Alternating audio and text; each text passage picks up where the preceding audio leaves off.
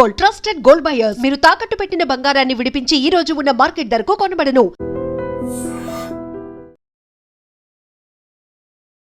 ఆస్తి కోసం కన్నతల్లినే కడతీర్చాడు ఓ కసాయి కొడుకు. ఇలాంటి దారుణాలు ఇంకెన్ని చూడాల్సి వస్తుందో అనే భయం వేస్తోంది. అనకాపల్లి జిల్లా నర్సీపట్నం నాతవరం మండలం వైబీపురం గ్రామ పంచాయతీలో ఈ దారుణం ఘటన జరిగింది. ఆమె పేరు చిటికెల మంగమ్మ, 55 సంవత్సరాలు. కొడుకు పేరు రామూర్తి నాయుడు, 35 సంవత్సరాలు. అయితే కేవలం ఆస్తి కోసమే తల్లిని అత్యంత దారుణంగా హత్య చేశాడు అనేది బంధువుల నుంచి వినిపిస్తున్నటువంటి వాదన. ఈ క్రమంలోనే పోలీసులు సంఘటనా స్థలానికి చేరుకున్నారు. నర్సీపట్నం డీఎస్పీ శ్రీనివాసరావు గారు అలాగే ఇతర టీం అంతా కూడా అక్కడికి చేరుకుని విచారణ అయితే కొనసాగుతోంది. ఎందుకు అత్యంత దారుణంగా ఇలాంటి అంటే కన్న తల్లి అనేటటువంటి ఒక ఆలోచన కూడా లేకుండా, కనికరం కూడా లేకుండా ఆమె కడుపున పుట్టినటువంటి ఆ వ్యక్తి అత్యంత దారుణంగా ఆమెనే హత్య చేశాడు అంటే మరి ఆ వ్యక్తుల్ని ఏమనాలో కూడా అసలు మాటలు రావటం లేదు, అర్థం కావటం లేదు. వీళ్ళనంటూ శిక్షించడానికి ఇంకా ప్రత్యేకమైన చట్టాలు రావాలా? ఇప్పటివరకు మనం ఈ హత్యలు అనేవి చూసే కోణం ఎక్కువ శాతం వేరే వర్గాల మధ్య జరుగుతూ ఉండటం, లేకపోతే కుటుంబ తగాదాల నేపథ్యంలో ఒక కుటుంబంలో ఉన్న వ్యక్తులు మరొక కుటుంబంలో ఉన్నవారిని హత్య చేయాలి అనుకోవడం చూస్తున్నాం. కానీ ఈ మధ్య కన్న తల్లిదండ్రులు అనే ఒక ఆలోచన కూడా లేకుండా, కనికరం లేకుండా, అసలు వాళ్ళంటూ లేకపోతే మనం ఎలా వస్తాం ఈ భూమి మీదకి అనే విజ్ఞత ఆలోచన కూడా లేకుండా కేవలం ఆస్తి కోసమే కన్న తల్లిదండ్రులను కడతేర్చుతున్నటువంటి కసాయి పిల్లల్ని చూస్తున్నాం. ఇక్కడ కొడుకు కూతురు అని కూడా లేదు. ఈ మధ్య అమ్మాయిలు కూడా అలానే మారిపోయారు. సో ఇలాంటి పరిస్థితి ఇంకొన్ని చోట్ల ప్రేమించిన వాళ్ళ కోసం, ఇటు ప్రియుడు కోసం లేకపోతే ప్రియురాలు కోసం ఒకరినొకరు హత్యలు చేసుకోవడం, లేకపోతే అడ్డుగా పిల్లలు ఉన్నారనే ఆలోచనతో వాళ్ళకి విషం ఇచ్చి చంపేయడం, లేకపోతే ఎక్కడో దూర ప్రాంతాలకు తీసుకెళ్ళి వదిలేసి వచ్చేయటం, ఇలాంటివి చూస్తుంటే ఇంకా వాళ్ళు ఎవరిని నమ్ముతారు? అసలు పిల్లలు అంటేనే తల్లిదండ్రులు, ఇంకా వాళ్ళకు ప్రపంచమంతా మనకేం కావాలన్నా ఇచ్చేది తల్లిదండ్రులు అనేటటువంటి ఆలోచనతోనే మొదటి నుంచి మన లైఫ్ అనేది ముందుకెళ్తుంది.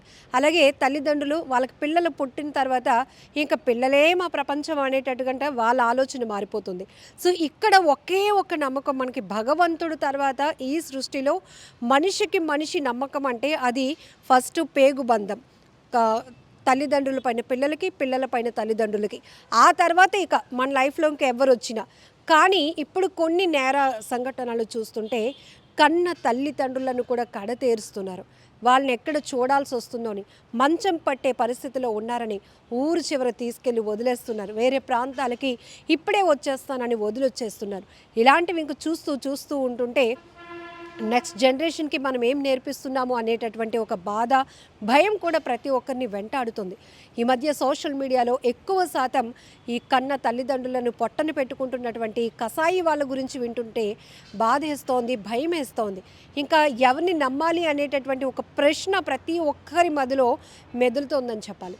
సో ఇక్కడ అనకాపల్లి నర్సీపట్నంలో జరిగినటువంటి ఈ దారుణ ఘటన కూడా ఆ గ్రామస్తులని వైబీపురం గ్రామ పంచాయతీలో తీవ్ర కలకలం సృష్టించింది. ప్రతి ఒక్కరూ కూడా ఒక్కసారిగా విస్తుపోయినటువంటి పరిస్థితి. ఎవరో వచ్చి ఏదో చేశారు, ఏదో ఎత్తుకుపోవడానికి ఇలాంటివి చేశారు అనే మాటలు కాకుండా కన్న కొడుకే ఆస్తి కోసం ఎంతకు తెగించాడా, వాడిని వదిలిపెట్టకూడదు అనేటటువంటి మాటలు ఇప్పుడు అక్కడ వినపడుతున్నాయి. అంతే వేగంగా పోలీసులు కూడా సమాచారం అందుకొని క్లూస్ టీంతో సహా అక్కడికి చేరుకోవడం, అలానే ఎందుకు ఈ ఘటన ఎన్ని గంటలకు జరిగింది, అతడు దేంతో ఆమెను కొట్టి చంపాడు, ఇలాంటి వాటిపైన కూడా పూర్తి స్థాయి విచారణ అయితే కొనసాగుతోంది. ఇంకా ఈ కేసు విచారణ తర్వాత పూర్తి వివరాలు కూడా తెలియాల్సింది. ప్రస్తుతానికైతే కేవలం ఆస్తి కోసమే కన్న తల్లిని కడతీర్చినట్లుగా అయితే ప్రాథమికంగా వస్తున్నటువంటి సమాచారం. అలాగే కుటుంబ సభ్యులు కూడా అదే చెప్తూ ఉన్నటువంటి పరిస్థితి ఉంది. గ్రామస్తులు కూడా ఇదే డిస్కస్ చేస్తున్నారు. ఎందుకంటే ఎక్కువ శాతం ఇప్పుడు తల్లి కొడుకు మధ్య ఈ ఆస్తి తగాదాలే జరుగుతుండేవి. మాటకు మాట అనుకునేవారు. కానీ ఇంతలాగా ఆమెను హత్య చేస్తాడు అని ఎవరూ ఊహించలేదు.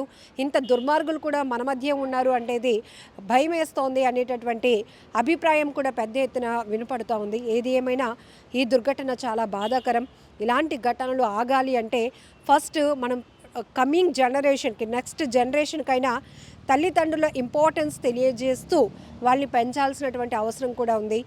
నేను ఈ లైన్ ఎందుకు చెప్తున్నానంటే ఎక్కువ శాతం మనకి సైకాలజిస్టులు, మానసిక నిపుణులు, డాక్టర్లు చెప్తుంది కూడా ఒకటే, ప్రతి పిల్లలు కూడా మనం ఒక మిర్రర్ లాంటి వాళ్ళం. అంటే మనం వాళ్ళకి నేర్పిస్తున్నాం, మనల్ని చూసి వాళ్ళు నేర్చుకునేదే ఎక్కువ.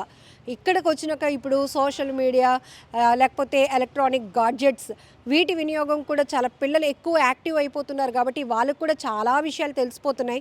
మనం ఇది చెప్తేనే వాళ్ళు చేస్తారు అని లేదు, వాళ్ళు చూసి కూడా చేసేస్తున్నారు. అంత నాలెడ్జ్ పెంచుకునే ఆలోచనలో ఉన్నారని వాళ్ళు అనుకుంటున్నారు. సో మొన్న ఒక ఘటన మనం చూసాం.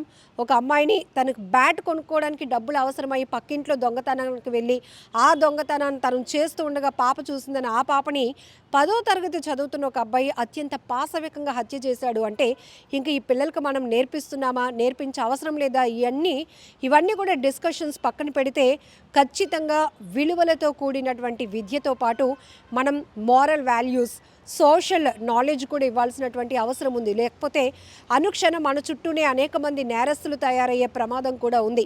ఇది చాలా సీరియస్గా ఆలోచించాల్సినటువంటి విషయం. ఇక్కడ 35 ఇయర్స్ అంటే ఇంచుమించుగా ఈ ఏజ్లో ఆమెకి 55 సంవత్సరాలు తల్లికి. ఆ అబ్బాయి అన్నీ చూసుకోవాలి తల్లిని, ఎందుకంటే ఇంతవరకు తన్ని సాకింది, అన్నీ చూసుకుంది, పెళ్లి చేసింది. ఇలాంటి పరిస్థితులు ఉన్నప్పుడు తల్లిదండ్రులు ఇంకా మనకు అవసరం లేదు, వాళ్ళ నుంచి రావాల్సినవన్నీ మనం రాబట్టేసుకున్నాం, ఇంకా వాళ్ళు ఉన్న ఒకటే లేకపోయినా ఒకటైన ఆలోచనతో వాళ్ళని అర్ధాంతరంగా అంతమొందించాలి అనడానికి ఆలోచనలు చేస్తున్న ఈ దుర్మార్గులు మాత్రం చాలా కఠినంగా శిక్షించాల్సినటువంటి పరిస్థితులు ఉన్నాయి. ఒక్కసారి వీళ్ళకి పడే శిక్ష కూడా ఇదే విధంగా బాగా స్ప్రెడ్ అవ్వాలి, అందరికీ తెలియాలి. మేము చేసే ఈ తప్పుకి మమ్మల్ని పాపం వెంటాడుతుంది, లేకపోతే మాకు జైలు శిక్ష, క్షణికావేశంలో చేస్తున్నాము, ఉద్దేశపూర్వకంగా చేస్తున్నాము అనేది పక్కన పెడితే ఎంత పాపానికి వీళ్ళు ఒడుగడుతున్నారు. కన్న తల్లిదండ్రులను కూడా హత్యలు చేయాలి అనుకుంటున్నారంటే వీళ్ళు ఎలా శిక్షించాలి అనుకుంటున్నారు, మీరు కూడా కామెంట్ బాక్స్లో మెన్షన్ చేయండి. And don't forget to subscribe to iDream. And for more videos, Please subscribe to iDream. Please subscribe to iDream. Please subscribe iDream. And please subscribe to iDream. For more videos, subscribe to iDream.